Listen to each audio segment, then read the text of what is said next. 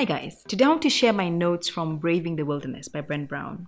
In this book, she reminds us that you can be alone, but not lonely. And I agree, like her too, I'm an introvert. I enjoy my time alone a lot. A little too much, in fact. But here's the thing she reminds us in this book. There is nothing lonelier than being with people, but feeling alone. So if you find yourself in a relationship that maybe that is a reality, it could be time to review. I've been there once before and it's not fun at all. And it's usually an indicator that there is no connection between the two of you and that person. And if you're like me, I'm not big with crowds. I get lost in them. That's why you don't see me at events. I don't know how to people all at once. It has to be in doses. And because for me, it's all about connection. And that's not something you can get all the time and with everyone. So that was a very big lesson. Another one was protect your space. This one isn't really in the book, but she alludes to it, where she talks about healthy boundaries. Form them in all your relationships, from family, friends, and even strangers, especially in this social media era. Protect your space. Like it says in scripture, guard your heart, for everything you do flows from it. So can you imagine if you allow hate and discontent to fill your heart? What will be your outcome? A cycle of the same. So always remember to guard your heart fiercely.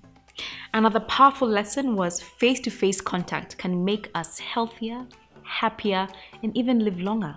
Imagine, such a good reminder in this age of social media where you have thousands, even millions of followers, but you're lonely. Those numbers don't result to real, tangible connections. Why do you think we have more and more depressed young people or even suicide rates? We have less human connection, yet God created us for community.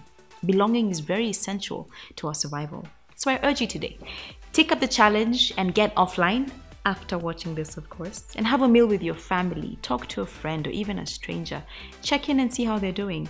Science proves that human contact is even good for our immune system. So no matter what you may be going through, defy the natural urge to keep to yourself, but aim for more face-to-face value. It may just help you live longer. Yeah, we try it together. Lastly, a beautiful surprise lesson in this book is a reminder when we're in the wilderness to be like Jacob. Yes, and refuse to let go of God until He blesses you. In that space, you will walk out with a limp like Jacob, but to somehow commemorate the courage, tenacity, and even stubbornness, and also show others that you endured pain to get that blessing.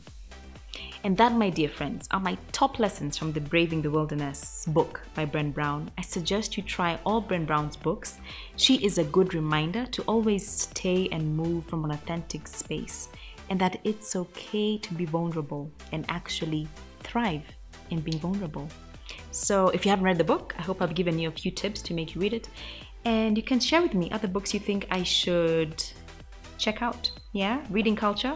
Let's get this. Thanks for watching, subscribe, and love you loads.